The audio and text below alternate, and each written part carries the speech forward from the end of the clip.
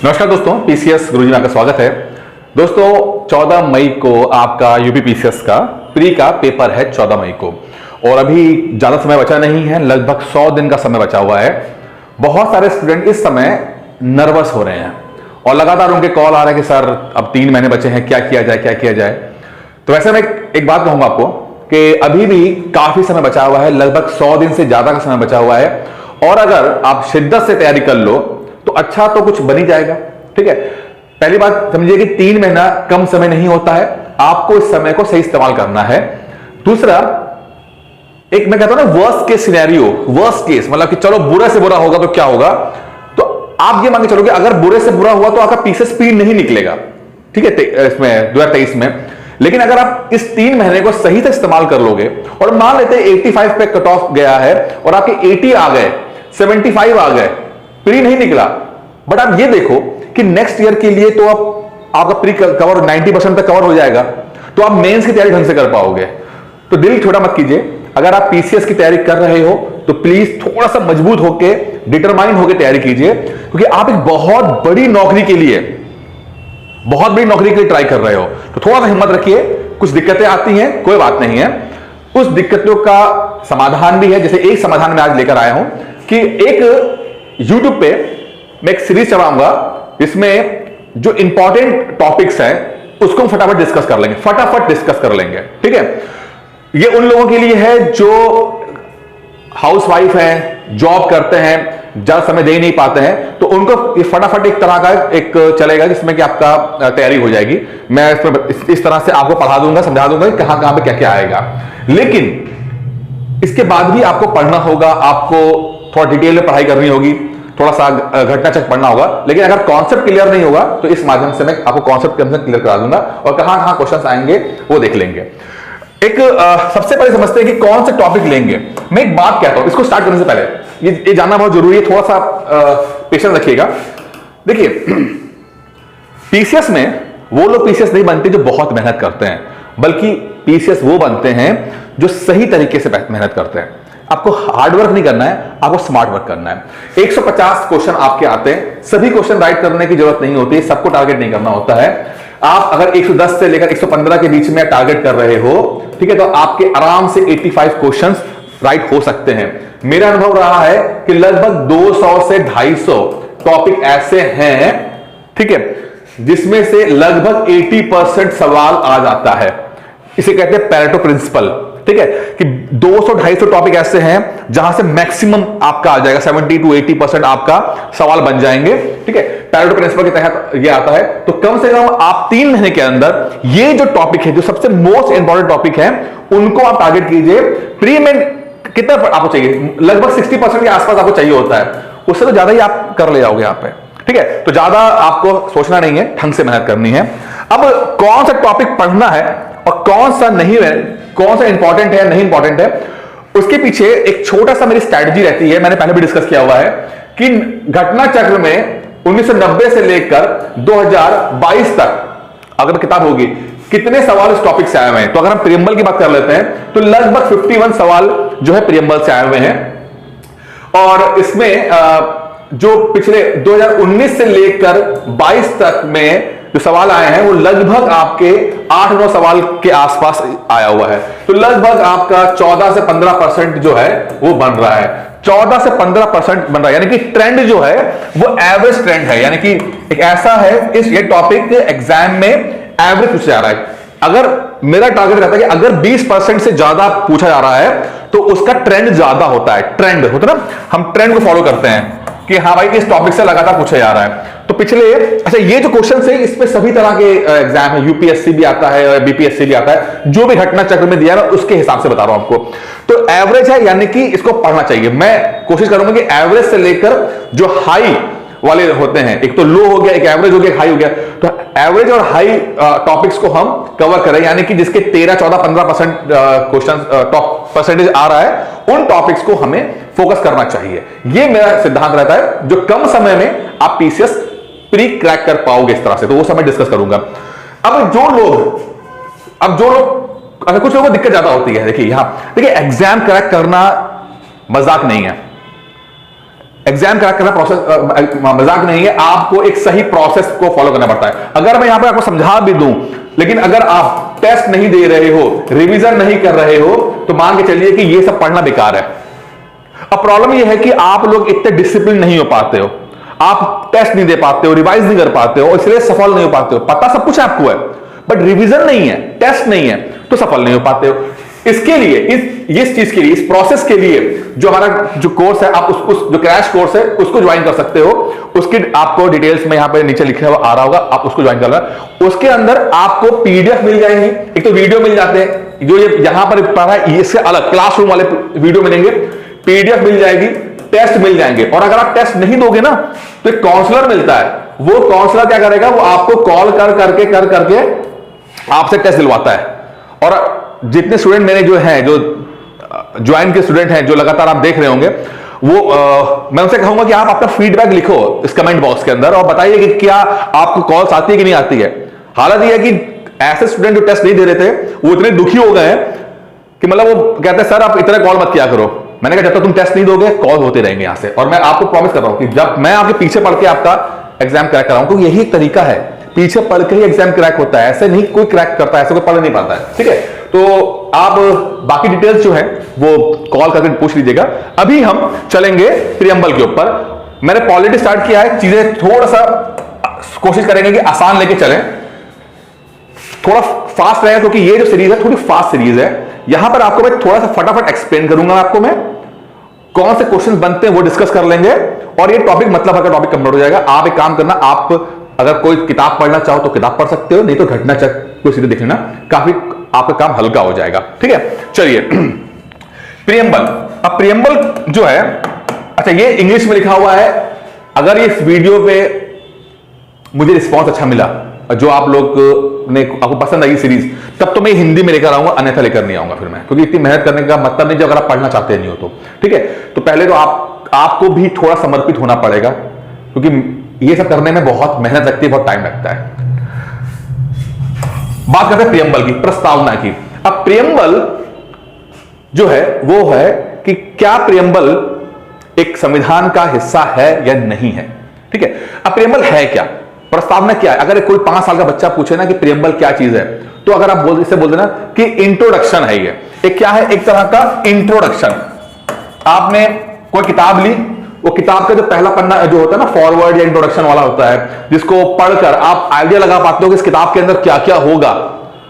आप कभी किताब को खरीदते हो ना मार्केट से आके, तो अब इतनी बड़ी मोटी किताब है, आपको पता नहीं कि इस किताब में क्या लिखा हुआ है, आपने इंट्रोडक्शन पढ़ लिया, या कभी कभी ना कुछ किताब के पीछे साइड में भी कुछ लिखा होता है, समरी टाइप की लिखी होती है, जो कि हिंट देता है कि किसके बारे में है। तो कुछ प्रियम्बल भी ऐसा ही है जो हिंट देता है कि संविधान के अंदर क्या क्या लिखा होगा, क्या क्या बात, किन किन बातों के बारे में बोला गया है। तो एक इंट्रोडक्शन यहां पर होता है। सवाल पूछा भी गया था, तो आपको बताना भी है कि एक तरह का इंट्रोडक्शन है। अब ये इंट्रोडक्शन किताब का हिस्सा है या नहीं है, ये अलग मैटर है, क्योंकि सुप्रीम कोर्ट का जो जजमेंट आया था, जो बाद में पढ़ेंगे, उसमें एक जजमेंट ऐसा है जिसने कहा कि ये हिस्सा नहीं है, आप इसको किताब का हिस्सा मत मानो। लेकिन दूसरा जजमेंट जो आया, उसने कहा कि नहीं, ये संविधान का हिस्सा है। और हमेशा समझना कि जो लेटेस्ट जजमेंट होता है, लेटेस्ट, एक ही टॉपिक के 2-3 जजमेंट हो सकते हैं, कोई दिक्कत नहीं है, जो लेटेस्ट वाला जजमेंट होगा वही मान्य होता है। ठीक है, हम उसको बाद में देखेंगे। अभी फिलहाल देखते हैं आगे क्या। अब इंट्रोडक्शन है। अब इसमें कुछ, अगर आप अपना प्रियम्बल देखोगे तो कुछ 5 शब्द आते हैं। हम भारत के लोग, कहते हैं ना, इंग्लिश में बोलते सोवरेन, सोशलिस्ट, सेकुलर, अच्छा डेमोक्रेटिक रिपब्लिक, उल्टा हो गया, डेमोक्रेटिक रिपब्लिक होते हैं। ठीक है, डेमोक्रेटिक रिपब्लिक, ठीक है, democratic Republic, sovereign, socialist, secular, democratic Republic. जैसे मैं कहता हूं S3DR, क्या बोलता हूं मैं, S3DR। ये 5 शब्द जो है, पहले तो इनको डिस्कस कर लेते हैं, क्योंकि इसके ऊपर सवाल बनते हैं। ये 5 शब्द जो है प्रियम्बल के अंदर पहले पूछे गए हैं। Sovereign, socialist, secular, democratic Republic, ये ऊपर नीचे हो गया। अब इसके अंदर क्या हुआ, जब ओरिजिनल आया, ओरिजिनल यानी कि मूल संविधान, ओरिजिनल, ठीक है, यानी कि 1950 वाला संविधान, जब नया नया किताब छप के आई थी, उस समय मूल संविधान के अंदर जो तीन शब्द जोड़े गए थे, जो तीन शब्द थे वो थे सोवरेन था, रिपब्लिक और डेमोक्रेटिक। SDR था। क्या था? SDR। समझिएगा इस बात को। जो 1950 का संविधान था, जब बिल्कुल तैयार होकर संविधान सभा से निकल के आया, तो तीन शब्द थे लाल वाले, ये देखिए आप, सोवरेन, डेमोक्रेटिक, रिपब्लिक, ये तीन शब्द थे। लेकिन फिर इसमें संशोधन हुआ, यानी इसमें कुछ चेंज किया गया। कब चेंज किया गया? 42वें संविधान संशोधन 1976 के अंदर।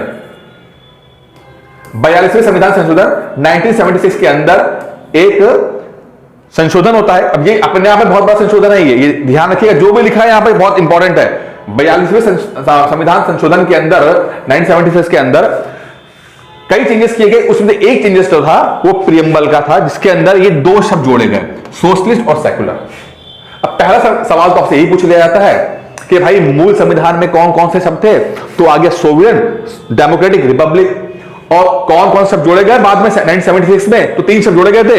इधर जोड़ा गया सोशलिस्ट और सेकुलर, और एक संविधान के नीचे ही आता है, वो आता है इंटीग्रिटी। इंटीग्रिटी, तीन शब्द जोड़े गए थे। कौन से? सोशलिस्ट, सेकुलर और इंटीग्रिटी। ये तीन शब्द 1976 में 42वें संविधान संशोधन में जोड़ दिए गए। ठीक है, ये आ गया। कब? अब कभी सवाल पूछ लेते हैं कि भाई इसका सीक्वेंस बता दो। तो सीक्वेंस क्या है? S3DR, sovereign, socialist, secular, democratic, Republic. ऊपर नीचे हो गया, लेकिन यहां डेमोक्रेटिक, रिपब्लिक, S3DR। इस तरह से आपको पढ़ना पड़ेगा। तो ये सवाल एग्जाम में आए हुए हैं, थोड़ा कॉन्शियसली ध्यान से समझिएगा, बहुत सिंपल सवाल है, आ जाता है। चलिए अब आगे बढ़ते हैं। अब सवाल ये है कि भाई ये बताओ, आप कह तो रहे हो, लेकिन ये है क्या चीज? ये आखिर सोवरेनिटी क्या होती है? सोवरेन क्या होता है? सोवरेन संपूर्ण प्रभुत्व संपन्न, संपूर्ण प्रभुत्व संपन्नता है सोवरेन, यानी कि अपना फैसला खुद लेने की क्षमता। अपना फैसला हम खुद ले सकें, कोई हमसे कुछ ना बोले, हम खुद अपना फैसला लेंगे। संपूर्ण प्रभुत्व संपन्न कहते हैं इसे। ठीक है, यानी कि अच्छा होगा, बुरा होगा, जैसा भी होगा, हमारा फैसला अपना होगा, उसे बोलते हैं सोवरेन। किसी भी कंट्री के लिए सबसे महत्वपूर्ण चीज होती है सोवरेन, सबसे इंपॉर्टेंट है, वेरी मोस्ट इंपॉर्टेंट। कोई कंट्री, किसी कंट्री के लिए डेमोक्रेसी इंपॉर्टेंट नहीं है तो अच्छी बात है, नहीं तो ऐसी कंट्री भी है जहां पे डेमोक्रेसी नहीं है। कुछ कंट्री ऐसी जहां पे रिपब्लिक है, कहीं रिपब्लिक नहीं है, ठीक है। लेकिन कोई कंट्री अगर वो सोवरेन नहीं है, यानी कि अपने फैसले वो लेने के लिए पूरी तरह आजाद नहीं है, तो उसे एक आजाद मुल्क नहीं कहोगे, वो किसी की कॉलोनी हो जाती है। तो किसी कंट्री के लिए कोई देश इंपॉर्टेंट है या नहीं है, वो सिर्फ इस बात पे है, सोवरेन के ऊपर। तो मोस्ट इंपॉर्टेंट है सोवरेन, संपूर्ण प्रभुत्व संपन्न। ठीक है, फिर आधा सेकंड वर्ड सोशलिस्ट। अब सोशलिस्ट का मतलब है समाजवादी। समाजवादी क्या मतलब? अब देखिए, ये एक कि हमारा देश में समाजवादी जो है अर्थव्यवस्था होनी चाहिए। अब इसके पीछे एक दो मैं आपको बातें बताऊंगा। एक है पूंजीवाद। पहले आया पूंजीवाद, इंडस्ट्रियल रेवोल्यूशन आया, पूंजीवाद आया। पूंजीवाद का कॉन्सेप्ट होता है कि भाई जिसका रिस्क लगा है उसको सबसे ज्यादा प्रॉफिट भी मिलना चाहिए। यानी कि अगर मैंने कंपनी लगाई है तो उसका प्रॉफिट सबसे ज्यादा मुझे मिलना चाहिए। ठीक है, तो जिसका रिस्क है उसका प्रॉफिट है, इसे कहते हैं पूंजीवाद, कैपिटलिज्म। इसके कुछ साल तक चलता रहा, नई नई नौकरियां मिली, लेकिन देखा क्या गया कि अमीर अमीर हो गए, गरीब गरीब हो गए। इसमें बड़ी समस्या आई। तो इसके काउंटर में एक चीज और आई जिसका है साम्यवाद, यानी कि कम्युनिस्ट, कि सभी लोग जो हैं वो सारी जो आपकी जमीन है या जितने रिसोर्सेज हैं सरकार के पास रहेंगे। ठीक है, और सरकार जो तय करेगी कि भाई सबको दिया जाए, तो है इक्वल डिस्ट्रीब्यूशन ऑफ रिसोर्सेज, सबको बराबर बराबर दे दिया जाए। तो वही समाजवाद सोच निकल के आई, और वहीं से एक पॉलिटिकल एंगल निकल के आया, वो है साम्यवाद। तो समाजवाद और साम्यवाद बहुत डिफरेंट नहीं है, अब ये बहुत गहराई में नहीं जाएंगे। मान के चलिए एक है पूंजीवाद और एक तरफ समाजवाद। पूंजीवाद बोलता है कि भाई मैंने पैसा लगाया है तो मुझे बेनिफिट मिलेगा, और समाजवाद बोलता है कि सब इक्वल डिस्ट्रीब्यूशन ऑफ रिसोर्सेज, यानी कि सरकार सभी जो रिसोर्सेज से पैसा कमा रही है वो सभी लोगों को बराबर बराबर से बांट देगी, जिससे कि इनइक्वालिटी खत्म हो जाए। तो एक इकोनॉमिक टर्म है। शुरू में ये प्रियम्बल में के अंदर नहीं थे शब्द ये, तो इसके ऊपर डॉक्टर अंबेडकर बोलते हैं कि भाई देखिए, हमें नहीं पता कि भविष्य की जो सरकारें होंगी वो देश को किस तरह से चलाना चाहेंगी। जरूरी तो नहीं कि समाजवाद जो सोच अर्थव्यवस्था ही बेस्ट है, क्योंकि उससे पहले पूंजीवाद को बेस्ट माना जाता था। तो हो सकता है भविष्य में कुछ और निकल के आ जाए, तो हम बाउंड नहीं कर सकते कि भाई आप जो है वो समाजवादी अर्थव्यवस्था ही चलाओ।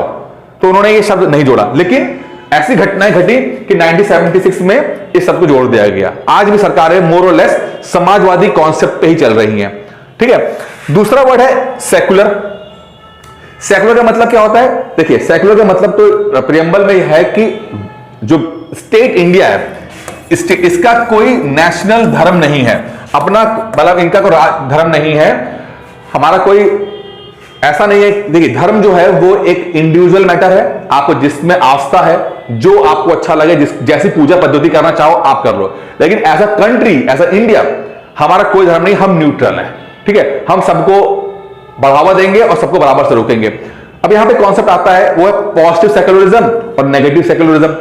पॉजिटिव सेक्युलरिज्म वो होता है जैसे कि इंडिया करता है कि सभी धर्मों को बराबर से प्रोत्साहन देता है। जैसे कि ईद की छुट्टी भी होती है, दिवाली की छुट्टी भी होती है, क्रिसमस की छुट्टी भी होती है। ठीक है, तो ये हो गया पॉजिटिव सेक्युलरिज्म। एक है नेगेटिव सेक्युलरिज्म, जैसे फ्रांस का है, वो कहता है कि हम सभी धर्मों से दूर रहेंगे। इंडिया कहता है हम सभी धर्मों को गले लगाएंगे, वो कहता नहीं, हम सभी धर्मों से दूर रहेंगे। ठीक है, तो ये पॉजिटिव सेक्युलरिज्म और नेगेटिव सेक्युलरिज्म का फर्क है, जो कि मेंस में ज्यादा पूछा जाता है। अभी यार डिस्कस नहीं करेंगे। तो यहां पर समझिए कि प्री में जो है वो सेक्युलर का मतलब होता है कि इंडिया का कोई राज्य का धर्म नहीं है, इंडिया न्यूट्रल है। धर्म मानना है आप व्यक्तिगत जो भी अच्छा लगता करो, लेकिन इंडिया का कोई नहीं है, तो इसको बोलते हैं सेक्युलर। तो इंडिया का सेक्युलर कंट्री, यानी इंडिया का कोई भी राज्य का धर्म नहीं है। ठीक है, अब ये भी पीला कर रखा है, यानी कि ये भी मूल संविधान के अंदर नहीं था। क्यों नहीं था? क्योंकि इसके ऊपर भी डॉक्टर अम्बेडकर बोलते हैं कि भाई देखिए, ये भी कोई कॉन्सेप्ट नहीं है। अब जैसे मान लीजिए कि पाकिस्तान जब बना तो बहुत सारे मुसलमान चले गए। अब भविष्य में ऐसा हो जाता कि यहां पर सिर्फ एक ही धर्म के लोग रहते, मान लो सिर्फ हिंदू रहते और कोई भी माइनॉरिटी ना रहती। सब देखिए, अब नहीं है, लेकिन संभव तो है ना कि सिर्फ एक ही धर्म के लोग रहे, बाकी न रहे। तो डॉक्टर अम्बेडकर बोलते हैं कि यार अगर जब एक ही धर्म के लोग रहेंगे तो उसके लिए ये वर्ड तो कोई मतलब ही नहीं बनता ना, कि हमें पता नहीं कि भविष्य में कैसे लोग आएंगे, क्या परिस्थितियां बनेंगी, क्या होगा, तो हम क्यों बाउंड करें? क्या पता एक ही धर्म के लोग रहें, जब एक ही धर्म के लोग रहेंगे तो बोल रहे हैं कि हिंदू राष्ट्र है ये। ठीक है, तो ये वर्ड, ये इसलिए दो वर्ड नहीं पता था कि ये दोनों वर्ड को नहीं डाला गया, लेकिन 1976 में इन दोनों वर्ड को डाल दिया गया। ठीक है, क्या परिस्थितियां बनी उसको बाद में पढ़ लेंगे। तीसरा आता है, चौथा था कि डेमोक्रेटिक। तो लोकतंत्र है, वोट करेंगे हम लोग और अपना जो है रिप्रेजेंटेटिव हम चुन लेंगे। First pass the post system आता है। क्या होता है? First pass the post system, first past the post system. ठीक है, इसमें क्या है कि भाई चुनाव लड़ा जाएगा, चुनाव लड़ेंगे। अब इसमें 5 प्रत्याशी हो, 10 प्रत्याशी हो, जो भी हो, और जो सबसे ज्यादा वोट ले जाएगा वही जीत जाएगा, वो हमारा नेता, मतलब रिप्रेजेंटेटिव। अब मान लें कि एक चुनाव हुआ, चुनाव के अंदर जो जीता उसको 20% वोट मिले, 20% जो है वो वोट मिल गए। ठीक है भाई, 20% वोट मिल गए, जो विनर था। ठीक है, बाकियों को किसी को 10 मिला, किसी को 5 मिला, किसी को 15 मिला, किसी को जो भी था ये मिला, लेकिन जो जीता उसको 20 मिला। अब आप यहां देखोगे कि जो जीत तो गया 20% के अंदर, लेकिन आप देखोगे बाकी लोगों ने मिलकर 80 बनाए हुए हैं। तो 80% लोग ना पसंद करते हैं, न्यूट्रल हैं, लेकिन पसंद करने वाले लोग कितने हैं? 20% हैं। लेकिन first pass the post system के तहत जो जीता वो सिकंदर, चाहे वो एक वोट से भी क्यों ना जीता हो। तो हमारे देश का सिस्टम जो है वो इसी तरह का सिस्टम है। ठीक है, यहां पर ऐसा नहीं है कि आपको 50% वोट लाने ही पड़ेंगे, बिना आप जीत नहीं पाओगे, वो नहीं है। दूसरा, यहां पर डायरेक्ट डेमोक्रेसी नहीं है, इनडायरेक्ट डेमोक्रेसी है। डायरेक्ट नहीं है, इनडायरेक्ट है, यानी कि यहां पर हम अपने रिप्रेजेंटेटिव को चुनते हैं। हम लोग क्या करेंगे? हम एमपी एमएलए चुनते हैं और एमपी एमएलए हमारे बिहाफ पर संसद में या विधानसभा के अंदर बैठकर कानून बनाते हैं। पार्लियामेंट और विधानसभा का काम है कानून बनाना, कानून बनाते हैं ये। तो डायरेक्ट डेमोक्रेसी कौन सी होती है? जैसे कि स्विट्जरलैंड के अंदर है, छोटी कंट्री है, यहां पर सीधे लोगों से पूछ लेते हैं। अगर कोई नया कानून लाना है या कानून में बदलाव करना है, एक रेफरेंडम करा देंगे, एक सर्वे करा देंगे, और पब्लिक ने जिसको वोट किया, सिग्नेचर कैंपेन किया, कानून वैसे बदल जाता है। लेकिन वो छोटी इकोनॉमी के लिए सही है, बड़ी इकोनॉमी के लिए नहीं सही है। उसके लिए आपको इनडायरेक्ट तरीके से रिप्रेजेंटेटिव की तरीके से करना पड़ता है, ठीक है। तो डेमोक्रेसी आपकी ये हो गया। अब तीसरा आपका जो आखिरी शब्द है वो शब्द है आपका रिपब्लिक। रिपब्लिक का मतलब क्या है? अभी 26 जनवरी से निकली, ठीक है। रिपब्लिक का मतलब है कि जो हेड ऑफ द स्टेट है, यानी कि हेड ऑफ द स्टेट जो है वो पद जो है वो हेरिडिटरी नहीं रहेगा, वंशानुगत नहीं होगा, हेरिडिटरी नहीं होगा, ये नहीं होगा। यानी कि राजा का बेटा राजा नहीं बनेगा, बन सकता है बट प्रॉपर प्रोसेस से ही आएगा। यहां पर जो हेड ऑफ द स्टेट इस पद के लिए चुनाव होगा, इलेक्टेड होगा। इलेक्टेड जो हेड ऑफ द स्टेट है, यानी कि जो नंबर 1 आदमी है इस समय, कौन है? इस समय हमारा जो नंबर है वो राष्ट्रपति होते हैं, ठीक है। अब भले ही वो महिला है लेकिन प्रथम पुरुष जो है वो राष्ट्रपति होते हैं, नंबर 1 सबसे सीनियर होंगे। अब ये बात अलग है कि एक्चुअल पावर प्रधानमंत्री के पास रहती है, लेकिन वैसे सीनियरिटी में नंबर 1 जो है राष्ट्रपति रहेंगे। कहने का मतलब जैसे घर के अंदर दादाजी होते हैं, चाहे वो 90 साल की भी हो जाए, 100 साल की भी हो जाए, नंबर 1 शादी का कार्ड उन्हीं के नाम पे आएगा। पापा भले ही सारे फैसले लेते हो लेकिन शादी कार्ड जो है दादाजी के नाम पे आएगा।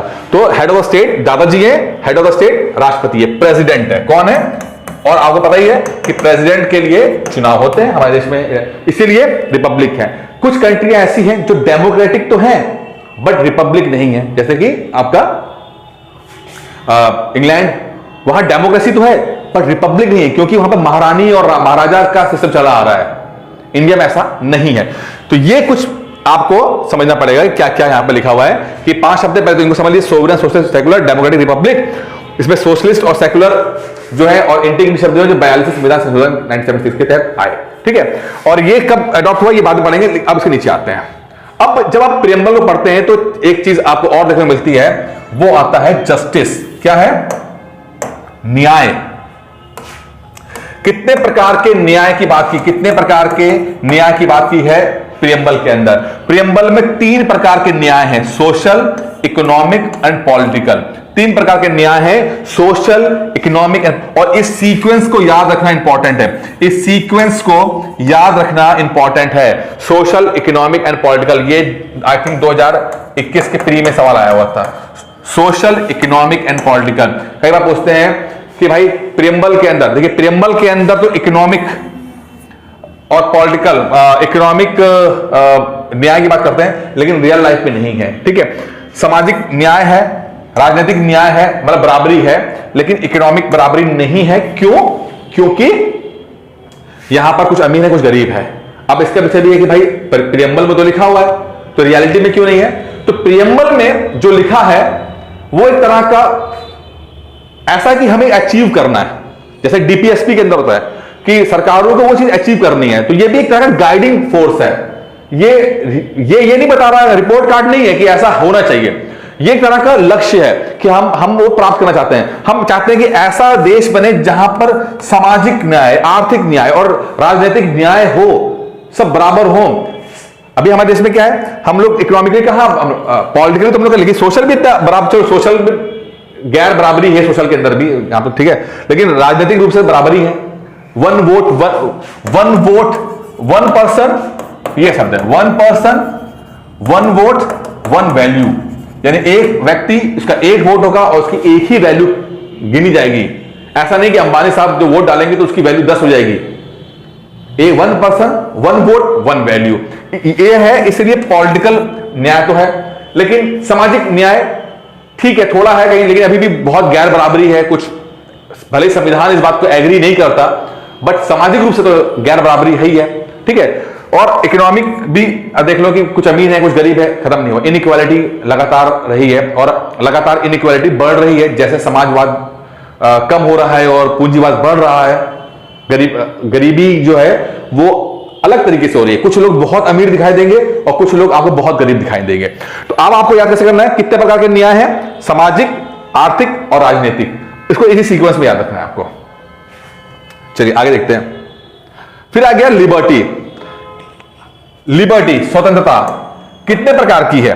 5 प्रकार की स्वतंत्रता है ये, 5 प्रकार की। पहली है थॉट की, विचारों की।